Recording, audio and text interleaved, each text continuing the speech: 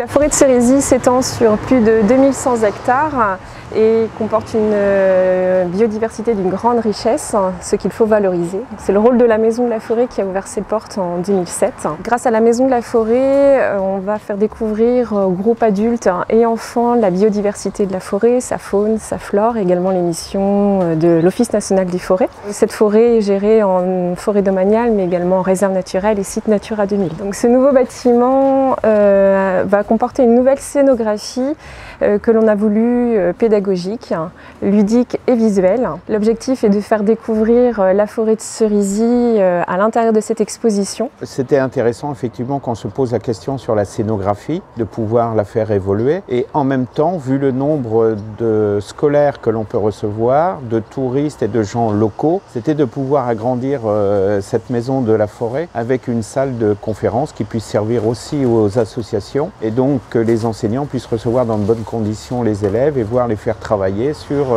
des réflexions sur notre forêt. Vous allez pouvoir déambuler librement dans cette exposition comme on le fait en forêt de Cerisy pour découvrir la faune et la flore par les milieux et également un millénaire d'histoire en forêt de Cerisy.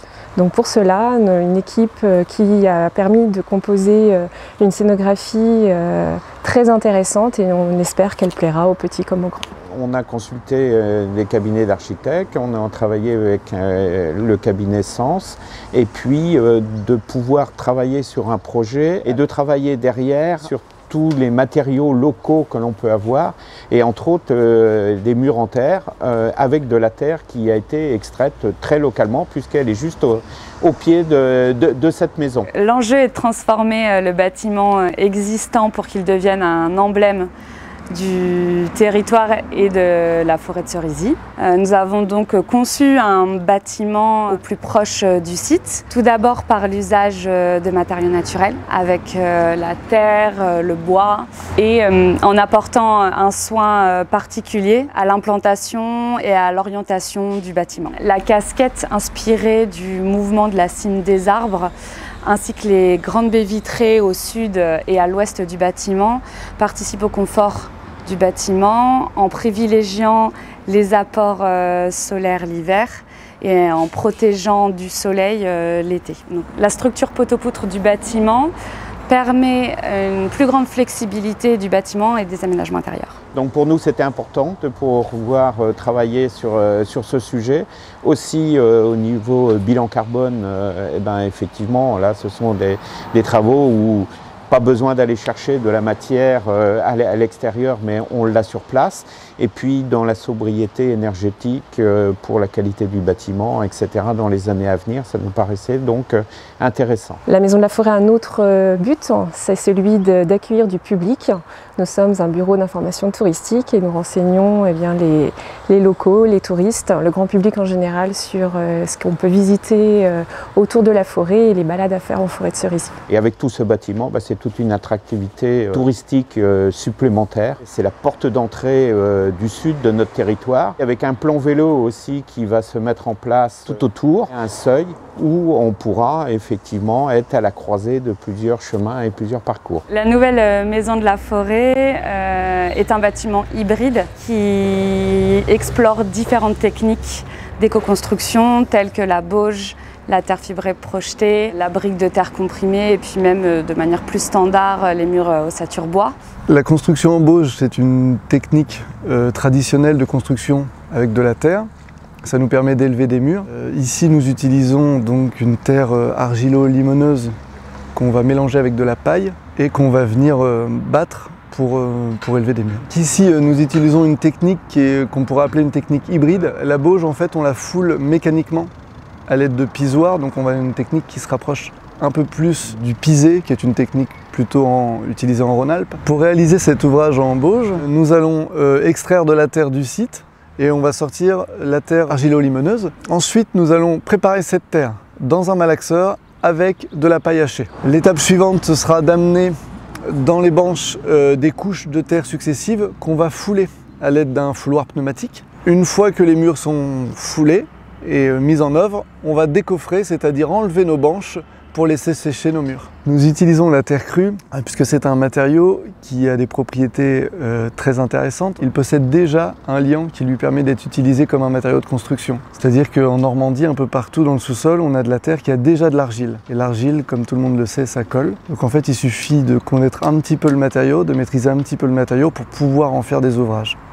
Nous utilisons aussi la terre crue puisque nous sommes dans une démarche environnementale et culturelle. La terre crue fait partie du patrimoine local. Il y a de l'habitat en terre crue un peu partout, des maisons en bauge. Et environnementale puisqu'en fait on prélève une terre du site et lorsque les générations futures déconstruiront cet ouvrage pour je ne sais quelle raison, ils auront juste à remettre la terre là où on l'a prélevée. La projection terre-chanvre, c'est donc le mélange du chanvre et de la terre. Donc la terre crue, elle est mélangée avec de l'eau pour fabriquer une barbotine. Cette barbotine, elle est tamisée pour qu'il n'y ait pas de cailloux qui bouchent les machines. Elle est dosée à un certain niveau de terre pour de l'eau, pour avoir le bon compromis d'inertie. Et le chanvre, en fait, il est poussé, il est soufflé par une machine qui s'appelle une cardeuse, qui est un peu les mêmes machines pour la ouate de cellulose. Tout ça se mélange en fait au bout de tuyaux par une lance qui permet de vaporiser la terre crue sur le chanvre qui est soufflé et le mélange se fait en direct sur le mur. Ce mélange terre-chanvre en bout de lance, il sert à fabriquer une cloison de 25 cm d'épaisseur sur une ossature bois. En fait, il y a une ossature bois avec une canisse qui fait office de coffrage et on remplit une cloison qui va servir de mur isolant. On utilise la projection mécanique parce qu'on optimise en fait la quantité de liant de la terre crue pour avoir ce bon compromis entre les deux paramètres. On recherche des matériaux qui sont avec des propriétés aussi environnementales intéressantes. Le chanvre permet une plante qui ne prend pas de produits phytosanitaires, préserve les ressources en eau et qui permet d'avoir un recyclage optimal puisque en fait après si jamais il faut elle se composte facilement quand il faut détruire le bâtiment dans plusieurs années. La qualité intrinsèque de chacune de ces techniques ont déterminé leur positionnement sur le projet, notamment le gros mur de 45 cm en bauge qui est au cœur du bâtiment, qui a un rôle central pour l'inertie, pour redonner la chaleur, etc. dans le bâtiment. Et la terre fibrée projetée, donc a des très bonnes qualités d'isolant, qui sont privilégiées en façade pour pouvoir limiter les échanges thermiques avec l'extérieur. Sur le chantier de la Maison de la Forêt, les briques en terre crue et le mortier sont utilisés pour faire un banc d'accueil et le comptoir dans l'accueil. Donc les briques en terre crue ont été réalisées en chantier participatif par l'association Enerterre. Donc le mélange est préparé sur place. La terre, elle vient de Lieusaint, à côté de Valognes, et le miscanthus de Saint-Sauveur-le-Landelin. Donc on mélange la terre et la fibre. On utilise 3 volumes de terre argileuse et 1 volume de miscanthus. Puis ce mélange est mis dans des moules et séché naturellement. Et le mortier pour sceller ces briques vient du site lui-même. La terre a été extraite sur place, mis à décanter avec de l'eau dans des bacs. Ensuite, on retamise cette terre et c'est mélangé à du sable pour former le mortier pour sceller les briques. Ici, sur le chantier de la Maison de la Forêt, on a décidé de recouvrir des parois qu'on a isolées en mélange de terre-chanvre avec des enduits terre. Alors un enduit terre, c'est un mélange d'argile, donc de liant, et de granulats type sable ou poussière de pierre. Le but de l'enduit, c'est de protéger le support isolant et de faire en sorte qu'on ait une continuité capillaire, c'est-à-dire aucun espace vide et creux dans le mur qui pourrait nous donner des problèmes de condensation dus aux écarts thermiques entre l'intérieur et l'extérieur du bâtiment. Ici, on a décidé de travailler avec un mélange de terre d'extraction locale. Donc on mélange cette argile brute avec du sable de Bayeux, dans une bétonnière et on vient ensuite le projeter sur notre support terre-chanvre et le dresser, donc le lisser, de manière à avoir un support plan. Et c'est lui qui va venir protéger et pérenniser notre ouvrage isolant qui est lui juste à base d'argile et de chanvre. L'accès à la matière brute, au-delà de son rôle esthétique, a un réel rôle pédagogique